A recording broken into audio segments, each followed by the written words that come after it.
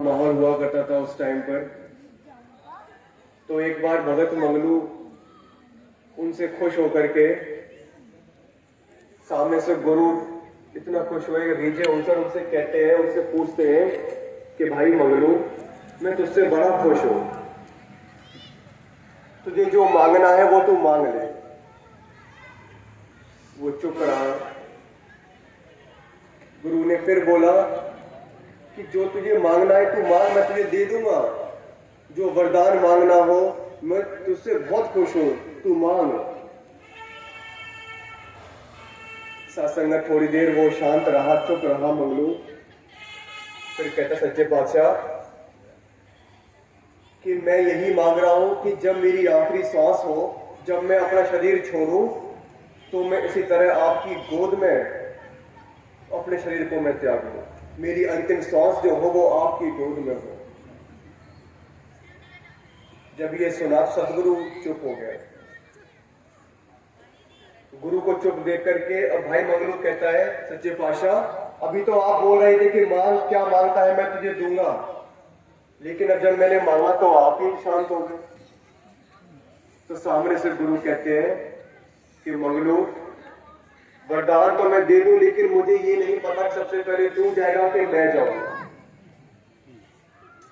सत्संग गुरु अंतर्यामी होता है, उसे पता है, लेकिन फिर भी अपने आप एक पर्दा रखता है।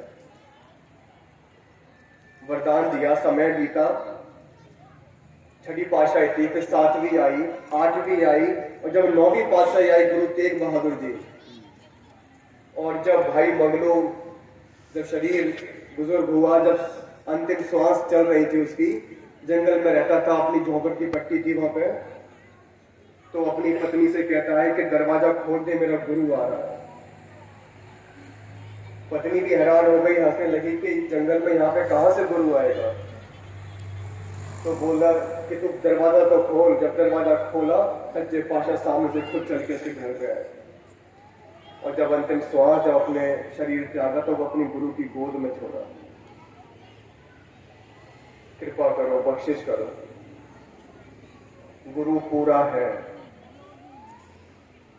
मैं क्यों भुलेखा खा जाता हूं इनको शरीर को देख करके, कि मेरी तरह हंसते हैं, गाते हैं, नाचते हैं। समागम के दौरान अक्सर हम देखते हैं कि जो दूध जलेबी का जो प्रोग्राम होता है, तो दास भी वहीं था, मेरे कैंटीन में ही सेवा थी। तो सामने देख रहा हूँ सदगुरु माता जी नाच रहे हैं, दूध बांट रहे हैं, जलेबी बांट रहे हैं। तो बात यही आई कि भाई यहाँ पर तो जो वर्षों से संगत में आ रहे हैं, जिनको सदियां बीत गई सत्संग करते हुए, ज्ञान लिए हुए, उनका विश्वास इस पर नहीं रहता। तो दुनिया तो क्या ही जाने कि समय का पैगंबर आया हुआ है, जो मेरी तरह नाच रहा है, खेल रहा है, हंस रहा है।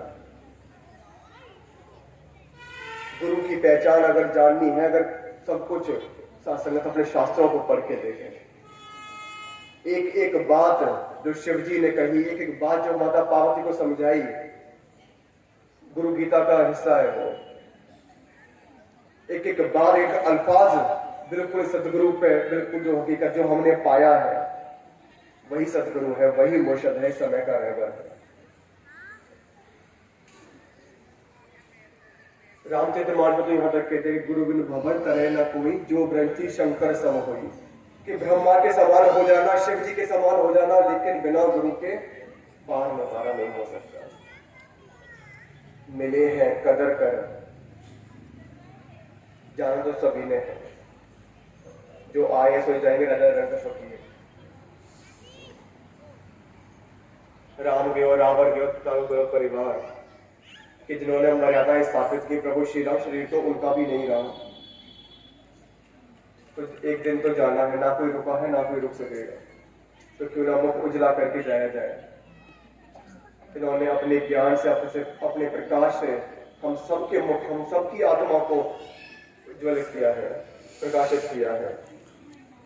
तो आओ उसी रोशनी के साथ, उसी प्रकाश के साथ सत्संगत अपने जीवन को व्यतीत करें इनके अनुसार।